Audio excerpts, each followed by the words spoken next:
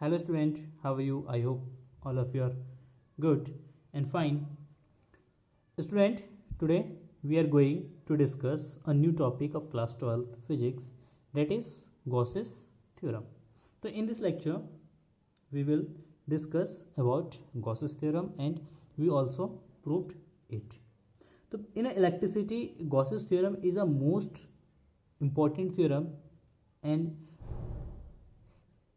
Gauss's theorem की help से हम किसी भी ऑर्बिटरी सिस्टम के लिए हम इलेक्ट्रिक फील्ड कैलकुलेट कर सकते हैं। कोई भी सिस्टम ऑफ चार्ज के लिए हम इलेक्ट्रिक फील्ड कैलकुलेट कर सकते हैं, या कंटिन्यूसली अगर चार्ज डिस्ट्रीब्यूशन है, कंटिन्यूस चार्ज डिस्ट्रीब्यूशन है, तो उस कंटिन्यूस चार्ज डिस्ट्रीब्यूशन की वजह से भी हम इलेक्ट्रिक फील्ड फाइंड आउट कर सकते हैं। सो गॉसेस थ्योरम जो है इलेक्ट्रिसिटी को क्या करता है, सिंप्लीफाई करता है। हम कूलम्स लॉ का भी यूज़ कर सकते हैं किसी भी कंटिन्यूस सिस्टम के लिए, इलेक्ट्रिक फील्ड फाइंड आउट कर सकते हैं कूलम्स लॉ से भी, लेकिन कूलम्स लॉ का यूज़ करना थोड़ा सा डिफिकल्ट पड़ता है और गॉसेस थ्योरम वही उस चीज़ को सिंप्लीफाई कर देता है। तो basically Gauss's theorem gives a relation between the total flux passes through any close surface and the net charge enclosed within the surface. So the statement of Gauss's theorem is, the Gauss's theorem states that the total flux passing through a closed surface is 1 upon epsilon naught time the net charge enclosed by the closed surface. It means कि Gauss's theorem जो है वो हमें ये relation बताता है, ये information बताता है कि किस तरीके से अगर कोई क्लोज सिस्टम के द्वारा अगर कोई चार्ज घिरा हुआ है, उसके द्वारा कोई चार्ज इनक्लोज्ड है और उस सरफेस से कितना फ्लक्स निकलेगा, तो उस फ्लक्स और इनक्लोज चार्ज के बीच में एक रिलेशन को रिप्रेजेंट करता है। तो इसका स्टेटमेंट ये है, the Gauss's theorem states that the total flux passing through a close surface is 1 upon epsilon not time the net charge enclosed by the closed surface. So we can say in a mathematical form phi E is equal to 1 upon epsilon naught into Q, और phi E इसको हम लिख सकते हैं integration E dot ds that is equal to Q upon epsilon naught. It is a mathematical form of Gauss's theorem. इसको हम proof करेंगे। देखो किस तरीके से इसको प्रूव करना है। तो let us consider a point charge plus q is placed at point O, at point O, ठीक है। ओ पॉइंट पे एक प्लस क्यू चार्ज को हमने प्लेस्ड किया है और इसके चारों ओर हमने एक गॉसियन सरफेस इमेजिन कर लिया है, क्योंकि हमेशा गॉसियन थ्योरम जब भी यूज करेंगे तो सरफेस जो है वो कैसा होना चाहिए, क्लोज्ड होना चाहिए, ठीक है। क्लोज सरफेस के लिए वैलिड है। अगर सरफेस क्लोज्ड नहीं है तो उस कंडीशन में हम गॉसेस थ्योरम को यूज़ नहीं कर सकते। जब भी हम गॉसेस थ्योरम को यूज़ करेंगे उसके लिए कंडीशन है कि एक सरफेस होना चाहिए और वो क्लोज्ड होना चाहिए। अगर कोई सरफेस नहीं है तो हम क्या करेंगे, गॉसेस थ्योरम को अप्लाई करने के लिए एक सरफेस को इमेजिन कर लेंगे। तो अब ये जो इमेजिनरी सरफेस है, इस इमेजिनरी सरफेस को हम गॉसेस सरफेस भी कहते हैं, गॉसियन सरफेस इसको कहेंगे गॉसियन सरफेस। तो ये एक आर रेडियस का गॉसियन सरफेस है, ठीक है ना। इसके चारों ओर ये स्फेरिकल शेप में है और लेट कर लेते हैं इस जो हमारे पास गॉसियन सरफेस है, इस गॉसियन सरफेस को हम छोटे छोटे स्मॉल पार्ट्स में क्या कर सकते हैं, डिवाइड कर सकते हैं। तो यहाँ पे एक छोटा सा इसका स्मॉल पार्ट है जिसका एरिया वेक्टर डी एस है और इस चार्ज के कारण इसमें से इलेक्ट्रिक फील्ड निकलेगा ऑल डायरेक्शन में। तो इस पॉइंट पे इलेक्ट्रिक फील्ड हमारा इस डायरेक्शन में होगा और कितना इलेक्ट्रिक फील्ड होगा, ई इलेक्ट्रिक फील्ड यहाँ पे है। Now let surface S is a Gaussian surface of radius small r and Q charged is placed at the center of the sphere. Then electric field at any point on the sphere. इस sphere के किसी भी point पे electric field कितना होगा, तो इस surface जो हमारा सरफेस है वो इस चार्ज से स्मॉलर डिस्टेंस पर है। तो it means electric field due to a point charge at a r distance is E is equal to 1 upon 4 pi epsilon naught Q by R square. E equal to 1 upon 4 pi epsilon naught Q upon R square.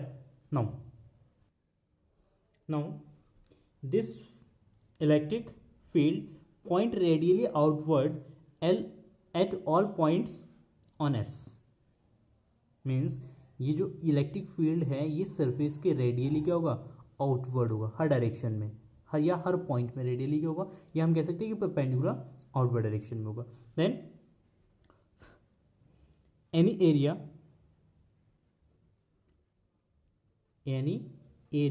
Element ds, any area element ds point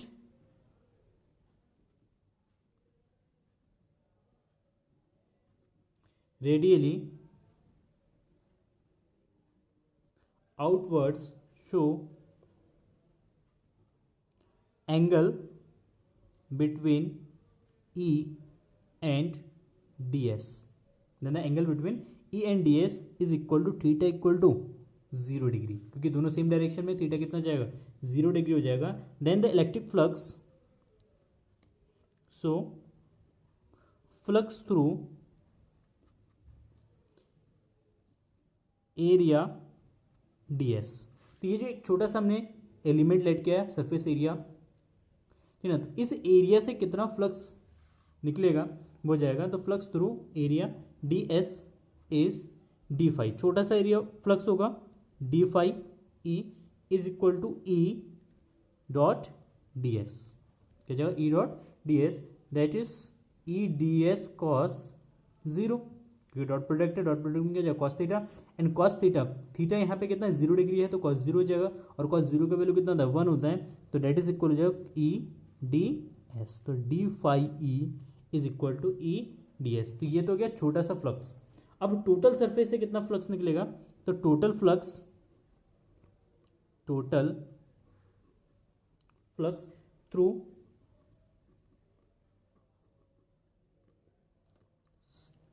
the surface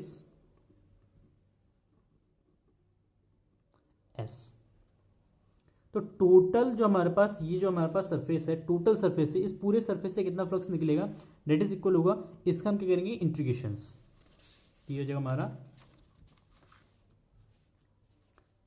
तो integration of D phi E is equal to whole integration of E into D S, तो D phi हो जाएगा phi E is equal to E, तो constant है surface के हर एक point पे electric field का वो कांस्टेंट होगा, इक्वल डिस्टेंस पर है, तो that is equal to E d S, तो ई को इंटीग्रेशन से बाहर कर देंगे, डी एस का इंटीग्रेशन करेंगे, एंड डी एस का इंटीग्रेशन हो जाएगा integration of D s, whole integration of D s equal to total surface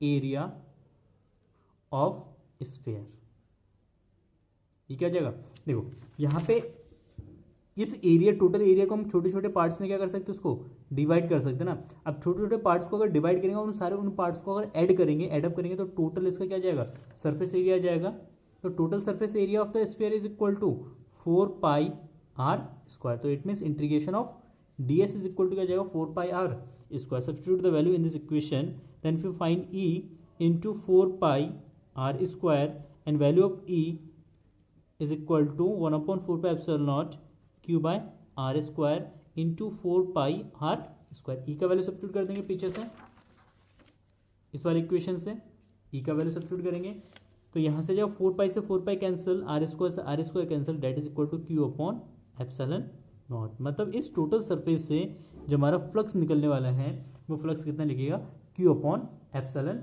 not, that is proof of Gauss's law. Now you should remember some points. First, Gauss's theorem is valid for a closed surface of any shape, मतलब Gauss's law जो है वो valid है कब, जब हमारा surface closed होगा और किसी भी शेप का हो सकता है, चाहे वो स्फेरिकल हो, सिलेंड्रिकल है या क्यूबॉइड है, कोई भी सरफेस है वो क्लोज्ड होना चाहिए, या कोई भी ऑर्बिटरी शेप का है, कोई फर्क नहीं पड़ता, बस कंडीशन है कि सरफेस क्लोज्ड होना चाहिए। Second point, if q net inside the close surface is equal to 0, then the flux through a close surface is equal to 0। जैसे एक क्लोज सरफेस एक स्फीयर है और इस स्फीयर के अंदर दो चार्जेस है या एक डायपोल प्लेस्ड है, एक प्लस क्यू और यहाँ पे minus q, then the net charge enclosed by the surface is 0, क्योंकि माइनस का और प्लस का है, तो इस कंडीशन में फाई इक्वल टू कितना जाएगा, 0 हो जाएगा। Is it clear?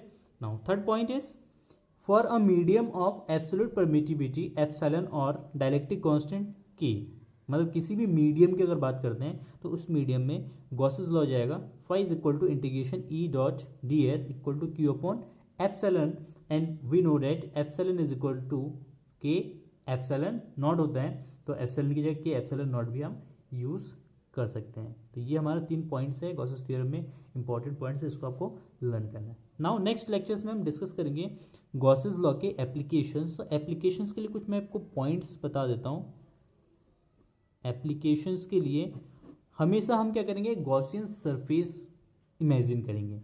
जैसे मान लेते हैं अगर एक वायर के लिए अगर इलेक्ट्रिक फील्ड कैलकुलेट करना है ना, तो एक वायर के लिए इलेक्ट्रिक फील्ड कैलकुलेट करेंगे। अगर ये चार्ज्ड वायर है, इस पर चार्ज है, तो इस कंडीशन में इसके लिए अगर कहीं पे भी पॉइंट पे, जैसे इस पॉइंट पे अगर एक पॉइंट है और इस पॉइंट पे हमें इलेक्ट्रिक फील्ड फाइंड आउट करना है, कितना इलेक्ट्रिक फील्ड है इस पॉइंट पे, तो इसके लिए हमें क्या करना पड़ेगा, गॉसेस थ्योरम अप्लाई करने के लिए हम इसके चारों ओर एक इमेजिनरी गॉसियन सरफेस इमेजिन करेंगे। इमेजिनरी गॉसियन सरफेस क्या करेंगे, इमेजिन करेंगे, और सरफेस जो है क्लोज्ड होना चाहिए। दूसरी चीज, जो हम सरफेस इमेजिन करेंगे ना, ये बाय सिमेट्री होगी। सिमेट्री मीन्स जैसे हमारा ये देखिए वायर है, किस शेप का होता है, सिलेंड्रिकल होता है, तो इसलिए गॉसियन सरफेस जो हम इमेजिन करेंगे ये हमारा सिलेंड्रिकल होना चाहिए। दूसरी चीज़, अगर हमारे पास कोई स्फीयर है, जैसे कोई स्फीयर है और स्फीयर को हमने चार्ज दे रखा है, और इस स्फीयर की वजह से हमें क्या निकालना है, इलेक्ट्रिक फील्ड निकालना है किसी भी पॉइंट पर, तो इसके चारों ओर हम जो सरफेस इमेजिन करेंगे ये हमारा किसका होना चाहिए, स्फेरिकल शेप में होना चाहिए। ये हमारा स्फेरिकल शेप में होना चाहिए, क्योंकि स्फीयर है तो स्फीयर की सिमेट्री स्फीयर के साथ ही होगी ना, तो यहाँ पे सिमेट्री होनी चाहिए। या जैसे हमारे पास कोई एक इनफाइनाइट लॉन्ग शीट है और इसको हमने आवेश दे रखा है, मतलब चार्ज कर रखा है इसको, जब इसको चार्ज करेंगे तो इस कंडीशन में इसके सराउंडिंग में भी हमें एक गॉसियन सरफेस इमेजिन करना है। तो ये किस शेप का है,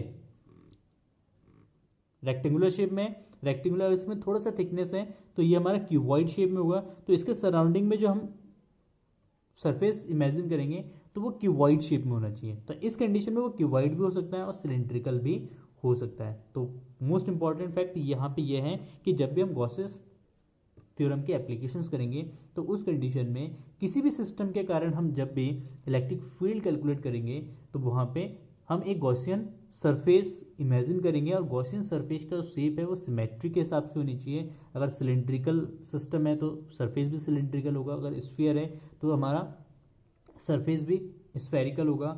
अगर सिस्टम हमारा कैसा है, क्यूबॉइड शेप में है, तो उस कंडीशन में सरफेस हमारा क्यूबॉइड हो सकता है या सिलेंड्रिकल हो सकता है। Is it clear? सिंपल। तो इतना आज के लेक्चर्स में, बस यही इसको ख़त्म करते हैं। And thank you for watching this video. If you have any doubt, any confusions, then you may contact with me, and good luck. Have a nice day.